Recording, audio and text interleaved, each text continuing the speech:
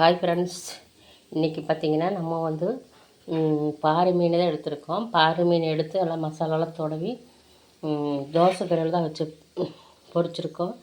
பாருங்கள், தோசை கல்லில் தான் இன்றைக்கி பொரித்தேன். எப்போவுமே எண்ணெயில் பொரிப்பேன். கொஞ்சம் இன்றைக்கி டிஃப்ரெண்ட்டாக இருக்குதுன்னு சொல்லிவிட்டு தோசை கல்லில் பொரிச்சா அது ஒரு மாதிரி நல்லா டேஸ்ட்டாக இருக்கும். அதனால் தோசை கல்லில் பொரிச்சிட்டோம். அப்புறம் வெள்ளை சாதம் இறக்கி வச்சுட்டேன். பாருங்கள், சின்ன குக்கரில் இறக்கி வச்சுட்டேன். அப்புறம் பார்த்திங்கன்னா ரசம் வச்சுருக்கேன். ரசம் ரெடி ஆகிட்டு இருக்குது.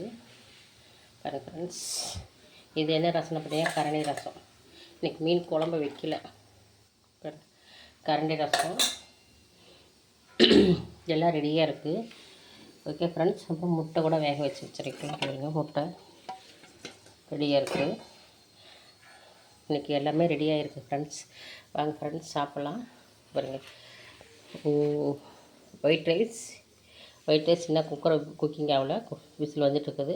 அடுப்பே இன்றைக்கி காலையில் தான் கழுவி விட்டேன். அது எல்லாமே விசில் வந்து இதாகிடுச்சு. பாருங்கள், ரசம், மீன், முட்டை.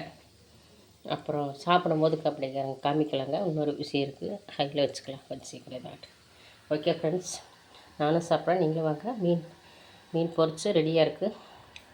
சூடாக இருக்குது, சூப்பராக இருக்குது. சூப்பரான மசாலா தான் போட்டு நீங்கள் செஞ்சுருக்குறோம். ஓகே ஃப்ரெண்ட்ஸ், பிடிச்சிருந்தால் லைக் பண்ணுங்கள், சப்போர்ட் பண்ணுங்கள், சப்ஸ்கிரைப் பண்ணுங்கள். பாய்.